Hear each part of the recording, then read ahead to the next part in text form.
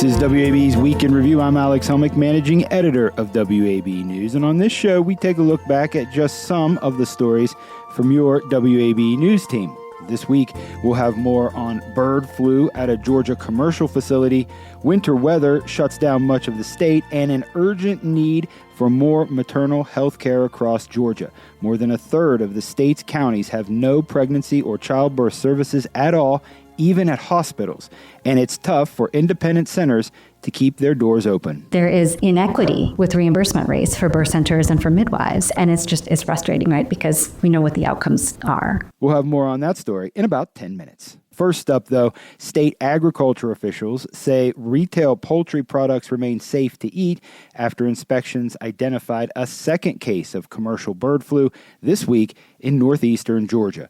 WAB's Jess Mador has this report. The latest confirmed case was also found in Elbert County, same as the first one identified last week.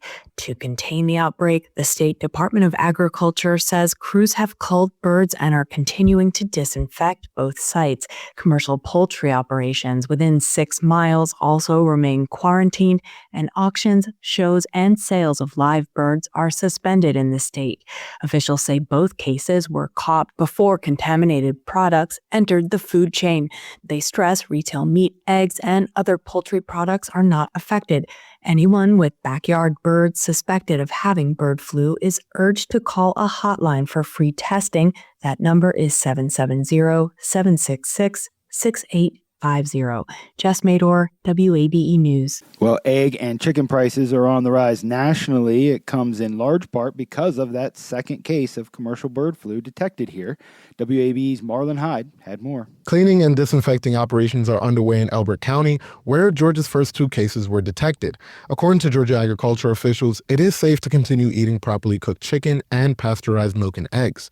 Meanwhile, families purchasing a dozen large grade A eggs spent a little over $4 on average last month, according to data from the U.S. Bureau of Labor Statistics. Chicken prices are up to more than $2 per pound nationally. Sino Golara is a business professor at Georgia State University. Every year around this time and the end of the year, we've been getting these virus spread, which lead to a lot of death of the chickens. And these are in massive numbers. So a significant portion of the productive capacity is unfortunately destroyed this way, and we get a spike in prices. He says the price jump limits low-income families from accessing high-quality proteins. There's a big difference when the cost of your eggs and meat goes up by 10, 20, 30%. Golar expects prices to start falling in the spring and stabilize towards the summer. Marlon Hyde, WABE News. Well, the snow and frigid temperatures this week iced roadways, trapping hundreds of Atlantans who decided to drive in the storm. Viral videos of the chaos show wrecked cars across metro Atlanta or drivers sliding backwards, many abandoning their cars on the roadways altogether. Thousands of people were without power, mostly in the southern part of the state, according to Georgia's power outage map. Most Metro Atlanta K-12 schools and colleges were closed or on virtual learning days. Crews used some 2 million gallons of brine on roadways. The winter storm dumped snow on parts of the state that almost never see any, including South Georgia and the coast. WAB's Emily Jones had more from Savannah. A snow day is rare enough in Atlanta, but in Savannah, it's nearly unheard of. The last snowfall in 2018 was the first to exceed an inch in almost 30 years. Still, sleet fell for hours in coastal Georgia Tuesday night before blanketing the area in up to 3 inches of snow on top of an icy foundation. Schools and most offices are closed or gone virtual, and emergency managers from Valdosta to Savannah are strongly urging people to stay off the roads. Most municipalities on the coast don't have plows or salt trucks, so the snow and ice will linger on many roads till they melt. Ice caused bridges between the coastal islands to close as the storm set in, and more roads, including part of I-95, shut down due to crashes Wednesday morning. Emily Jones, WABE News, Savannah. So dozens of people from Georgia who participated in the January 6th U.S. Capitol riot 4 years ago were among those granted sweeping pardons from President Donald Trump. WAB's Lily Oppenheimer told us about it. Trump pardoned roughly 1,500 defendants shortly after taking the oath of office. On January 6th of 2021, a mob violently stormed the building, chanting "Stop the Steal" and demanding Congress refuse to certify Joe Biden's victory. At least 42 January 6 defendants are from or have ties to Georgia, according to an NPR database. That includes a Henry County man who pleaded guilty to kicking and striking police officers with a metal crutch. A man from Johns Creek pleaded guilty to assaulting Capitol Police outside the building. More than 100 law enforcement officers were injured. 6 with Georgia ties had been convicted at trial. Lily Oppenheimer, WABE News. For more on this, check out our Plugged In podcast, where we hear from one of those granted a pardon and from a prosecutor who spent countless hours getting the initial convictions on those who participated in the insurrection. That's Plugged In by WABE. Well, Atlanta-based news giant CNN is cutting some 200 jobs in what leadership says is a pivot to digital operations. WABE's Melissa Fato reported the story.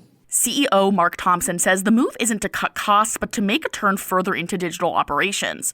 With most of the layoffs concentrated in the TV division, the network looks to keep a leaner staff and transfer some of its technical operations to Atlanta. Parent company Warner Brothers Discovery is investing $70 million into CNN's digital ventures, and Thompson says many of the lost jobs will eventually be replaced by new hires to support the growth in digital.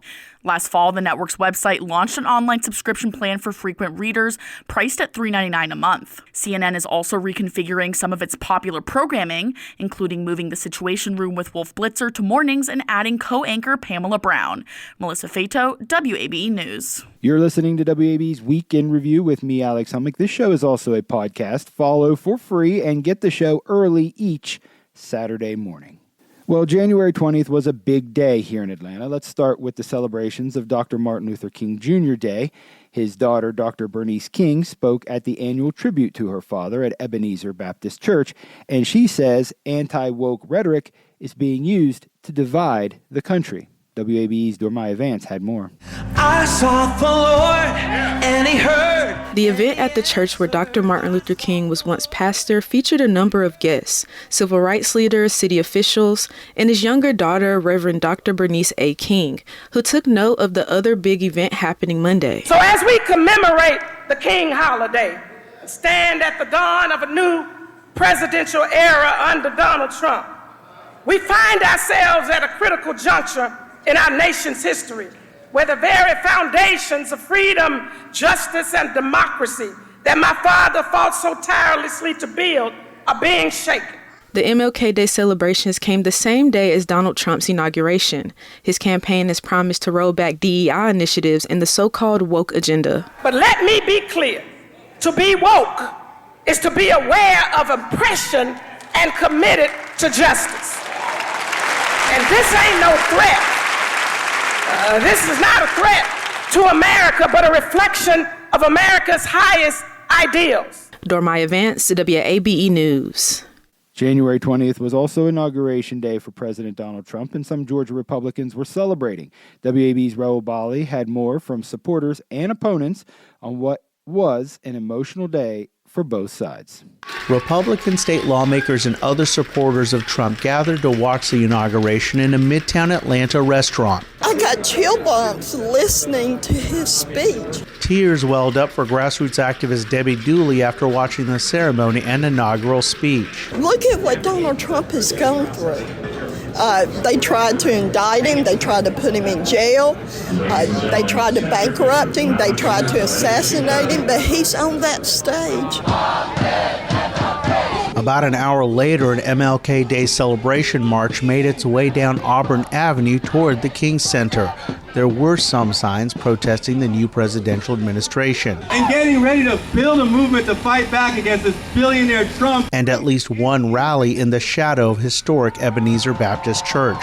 Esteban Hernandez is an organizer with the Party for Socialism and Liberation. I'm angry because Trump has conned millions of people in this country into blaming immigrants for the poverty that they're experiencing, the lack of health care, the lack of quality housing, but that's a symptom of capitalism.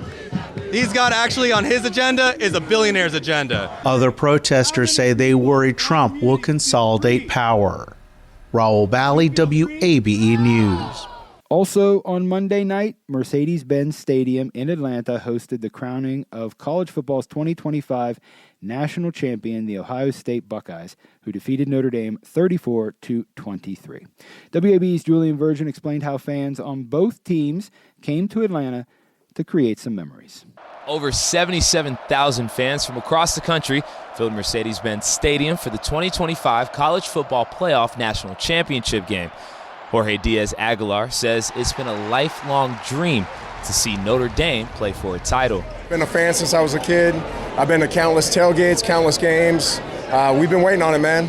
Meanwhile, Buckeye fan Kevin Blackledge drove from Ohio to meet his son for the game. Last time I went to a national championship was with my father in 2002. It's the last ball game I got to go with him before he passed.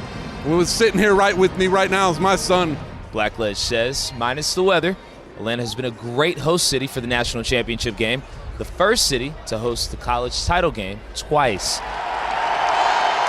Julian Virgin, WABE News, Mercedes-Benz Stadium. And finally today, Georgians could start seeing new options for where to give birth and get maternity care after a recent change to long-standing state rules over where certain health facilities can open and operate.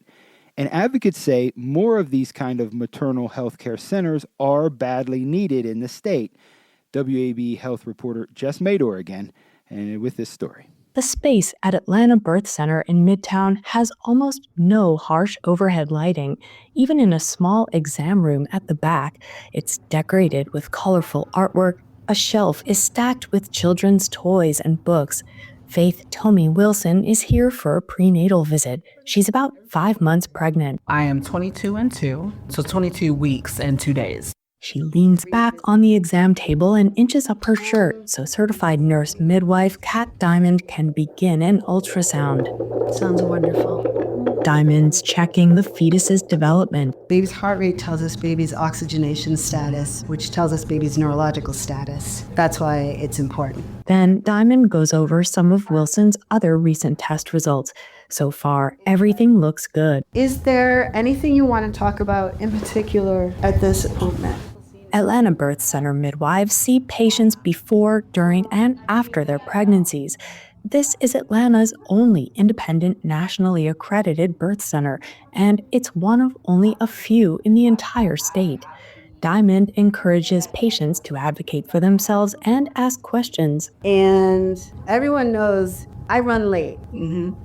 Everything, because I will answer every question because I don't want you going on TikTok. Prenatal appointments here last up to 60 minutes, 4 times longer than many typical hospital or clinic checkups. Research associates midwife-led birth centers with fewer C-sections, medical interventions, and preterm births. It's the kind of personalized support experts say Georgia needs more of to help improve maternal and infant health, especially because more than a third of counties have no pregnancy or childbirth services at all at centers like this one or even at hospitals. Atlanta Birth Center co-founder Anjali Hinman says it's not easy to keep their doors open. There is inequity with reimbursement rates for birth centers and for midwives, and it's frustrating, right? Because we know what the outcomes are. And Georgia isn't the only place seeing payment disparities. Across the country, states set their own rules when it comes to the services midwives are permitted to perform, how they're licensed, and how they're paid. Hinman points to the example of an uncomplicated vaginal birth. Hospitals, as the alternative, right? To do a birth, the facility gets maybe close to $18,000 to $20,000. That same birth happening in a birth center setting gets maybe $2,000 to $3,000. Until recently in Georgia, there was also another problem. State regulations over where new facilities could open in relation to existing hospitals. But last year, state lawmakers loosened those requirements for birthing centers. Now, Hinman says she's cautiously optimistic. I'm hoping. I think there'll be good things for, the future. That was one barrier that I was really glad to see removed. Faith Tomey Wilson's prenatal visit is winding down. Certified nurse midwife Kat Diamond checks Wilson's blood pressure. 102/70. Come through. Wilson says she's thankful her pregnancy is low risk. She had her first 2 children at the birth center and says she's hoping to have her third here too. A hospital was never an option for me. I was experiencing anxiety. I was thinking about if I had to really give birth at a hospital, I didn't know what I was going to do. She wants every pregnant Georgian to have the same option. There's a long way to go before that's possible, but Governor Brian Kemp and some top state lawmakers say they'll make expanding maternal health care a priority during the legislative session. Jess Mador, WABE News. This reporting is supported by the Association of Healthcare Journalists and the Commonwealth Fund. Find more at wabe.org/missingmoms. That's all for the show this week. My thanks to the brilliant WABE News team for another great round of stories. There's even more at our website, wabe.org. I'm Alex Helmick. Thank you for supporting WABE and listening to The Week in Review.